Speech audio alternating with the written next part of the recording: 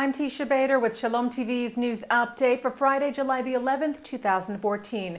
Barrages of rockets continued to be fired into cities across Israel today, including at Beersheba, Tel Aviv, and Jerusalem. Over 50 rockets fell into Israel. One rocket hit a fuel tank at a gas station in Ashdod this morning, local time, causing major damage and a fire, severely injuring one man and lightly wounding 7 others. 2 IDF soldiers were also injured yesterday from rocket fire in the Eshkol region, one sustaining moderate to serious injuries and the other light.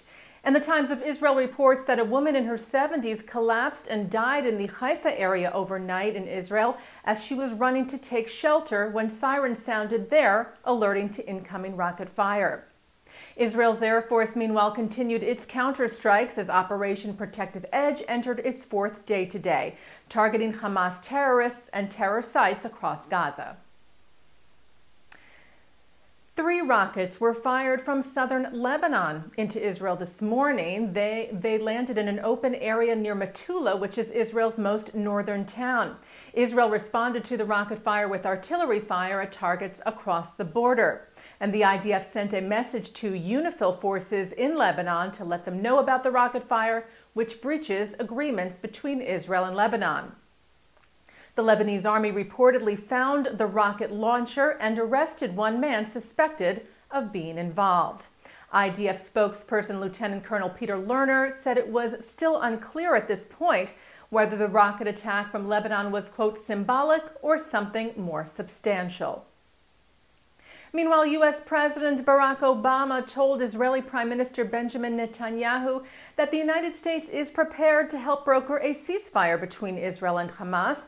Obama and Netanyahu spoke over the phone yesterday, where the president also restated the United States' strong condemnation of the continuing rocket fire into Israel by Hamas and other terrorist groups in Gaza, and also reaffirmed Israel's right to defend itself.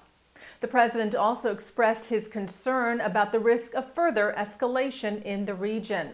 He also once again conveyed his condolences to the people of Israel on the kidnapping and murder of the 3 Israeli teenagers, Gilad Shar, Eyal Yifrach, and Naftali Frankel, urging that those responsible be brought to justice.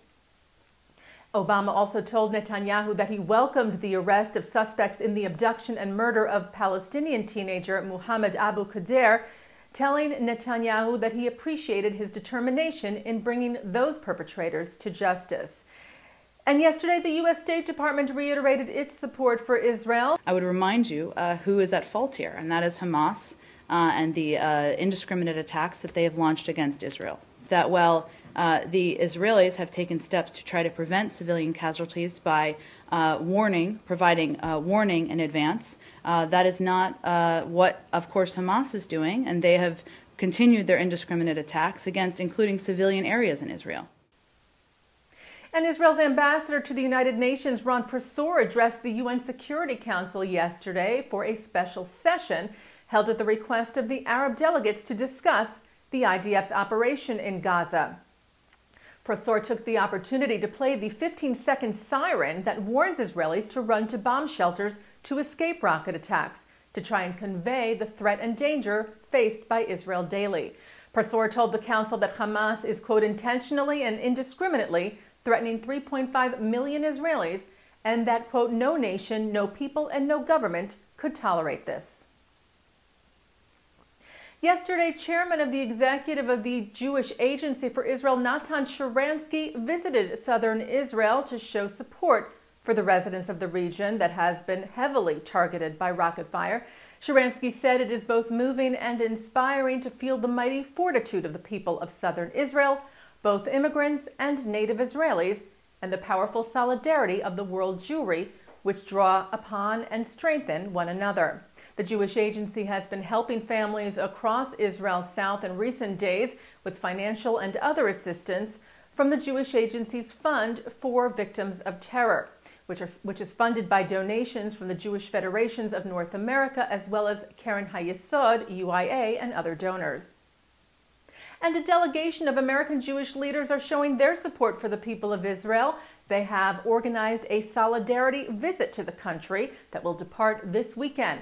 led by Conference of Presidents of major American Jewish organizations, Chairman Robert Sugarman and Executive Vice Chairman Malcolm Hoenlein.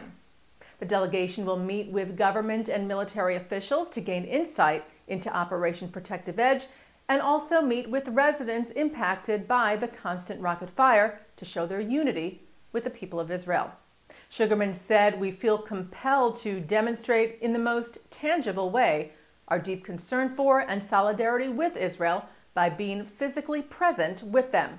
He said they must know they are not alone and that the Jewish community, as well as the vast majority of the American people, stand with them and pray for their safety and strive to tell the true story of Israel's defensive action. And that's Shalom TV's news update for Friday, July the 11th, 2014. Remember, live Shabbat services are coming up at 6 o'clock tonight from New York City's Central Synagogue. I'm Teisha Bader. Shabbat Shalom.